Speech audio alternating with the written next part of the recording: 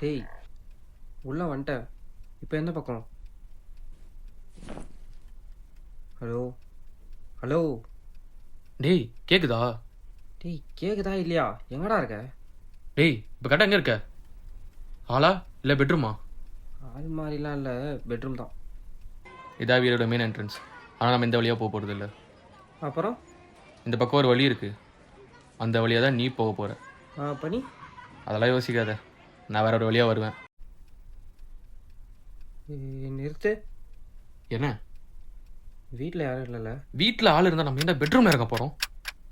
உங்ககிட்ட நான் கொடுத்த எல்லா சாவியும் போட்டு திறக்க பாரு, எதுனா ஒன்றுத்துலையாவது கண்டிப்பாக திறந்துடும். திறக்கலாமா? திறக்கும்.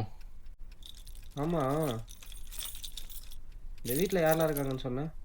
அதெல்லாம் எதுக்கு உனக்கு? இல்லைடா, இவ்வளோ பெரிய அமௌண்ட்டுன்ற தான் யாரெல்லாம் இருக்காங்கன்னு கேட்குறேன். ஒரு வயசான ஆள், அப்புறம் 2 காலேஜ் படிக்கிற பொண்ணுங்க.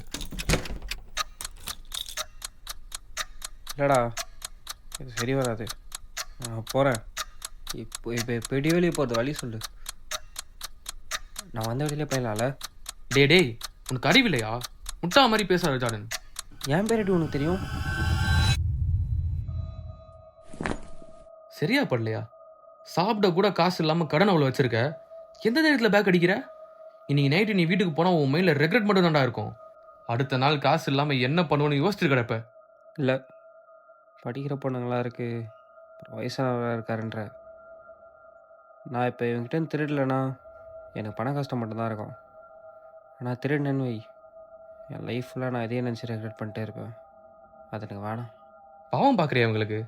இதே அவங்க சுச்சுவேஷனில் இருந்தால் பாவம் பார்த்துருப்பாங்கன்னு நினைக்கிறியா? அண்ணா, நீ நான் ப்ளே பண்ணதெல்லாம் போதும். ஜார்டன்,